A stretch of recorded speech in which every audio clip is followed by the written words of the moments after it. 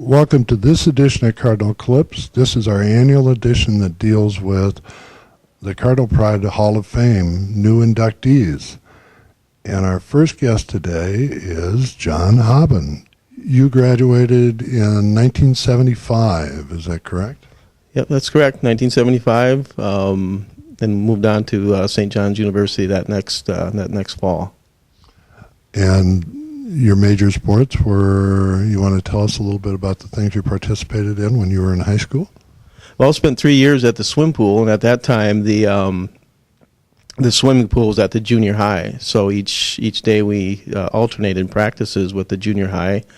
3 days a week we had the early practice right after school, and then 2 days of the week we had the later practices. So the junior high could get a couple of days of early ones.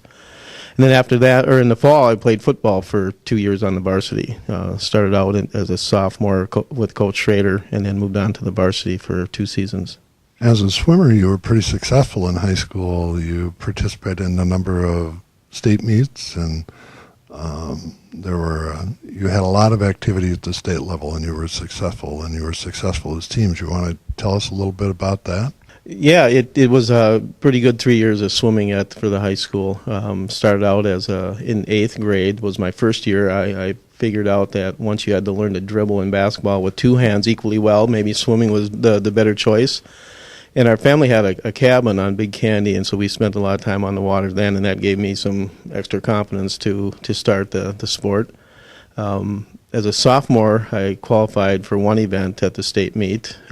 We had Fergus Falls come in for that meet, and they were a big rival back in the 70s with Willmar. And there was a pretty good swimmer that swam that event, and some of the upperclassmen said, well, why don't we shave our legs for this meet since this was a big meet?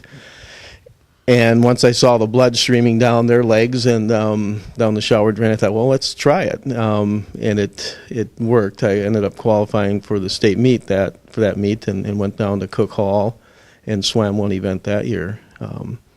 Junior and senior year, I moved to swim a couple of different events and ended up qualifying for 2 events each of those years down at the state meet. And it was my junior year. We had a pretty good squad down there with some backstrokers, some butterflyers, a couple of relays. So it was kind of a start for Willmar to get guys down to Cook Hall at the main U. Was this kind of the birth of swimming in 75, or had they had swimming for a long time? They did have swimming before that. I'm not sure when it started, but there was kind of a transition from it was a recreational type sport to, okay, we can get pretty good at this. There was some summer programs that started, so that gave some swimmers some extra time in the water. Some of the coaches learned more about the sport, so you had kind of a more educated staff to further develop.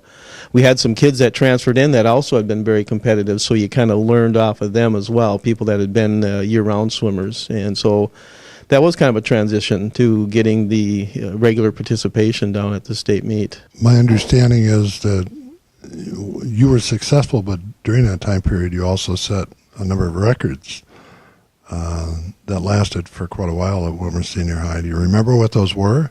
Well, early on in the high school, my forte was the longer distance, and I think it was because the upperclassmen figured out that there's shorter distances to swim, so let's make these young guys swim the longer ones. And as I progressed through high school and learned how to swim the other events, it kind of depended on who we were going up against. If they had stronger swimmers in a distance event, the coaches would put me into that, or kind of match up with some of the better swimmers to whoever our competition was. So that's the reason I got to really swim the full breadth of freestyle from 50 yards all the way up to the 400, which eventually moved to a 500 freestyle. Record-wise, I think I did okay and pretty well through most of those freestyle events, and I'm trying to think of it would have been maybe the 100 free or one of the relays records that stuck the longest, but I know there was some young kids that had come up through the summer programs that really did quite well and broke. I think they're all pretty gone now for quite a while. Well, as you've watched swimming, it's changed a lot in the last 30 years. And how do you think you would have done if you would have been able to wear one of the bodysuits that kids wear or the swimmers wear today? How do you think you would have done? Well, it seemed like that was quite an equalizer. Back in the day, what you did is you shaved your body, and most guys at some point in time probably shaved their heads to get that sensation.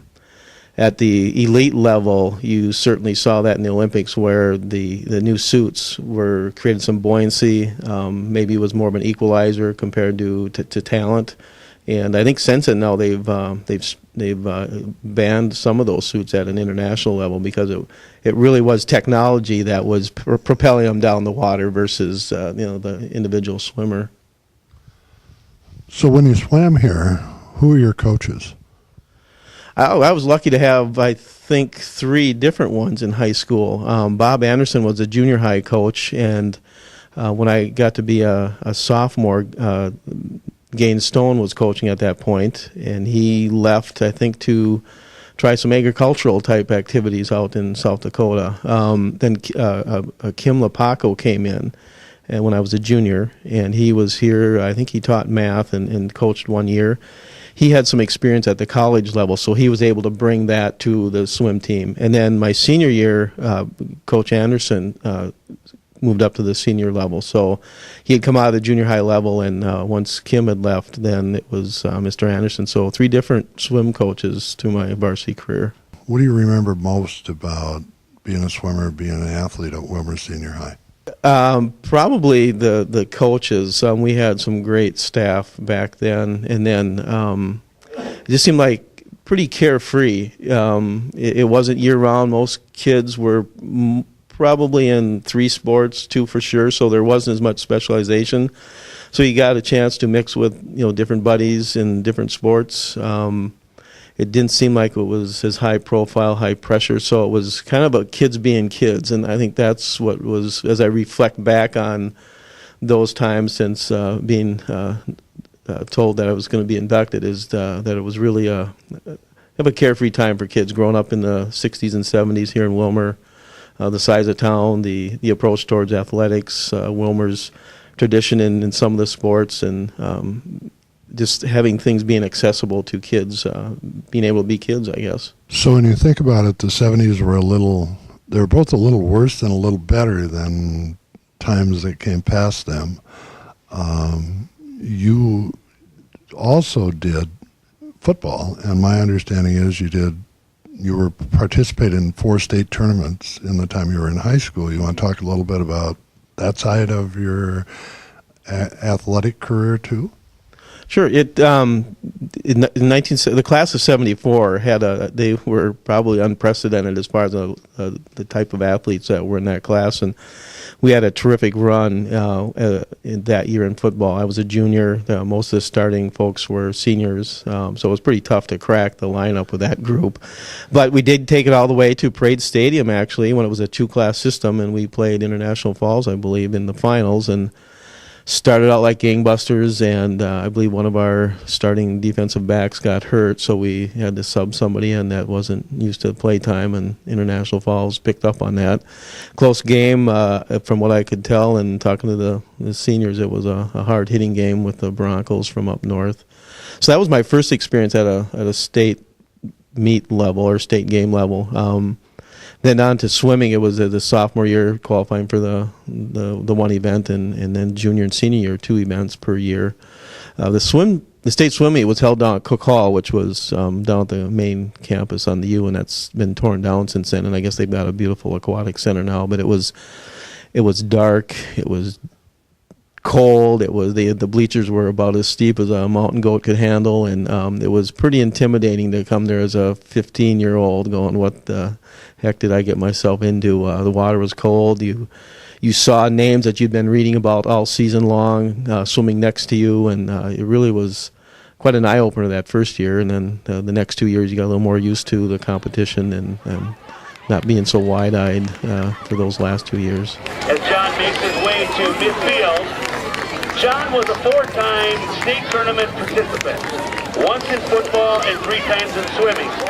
He led the football defense in an overtime win against Cathedral to secure another winning season for the late coach and Cardinal Pride Hall of Fame member Bill Hansen.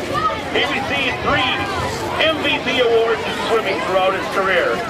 He had 20 out of a possible 24 top 3 finishes for St. John's University in the MIAC Swimming and Diving Championship.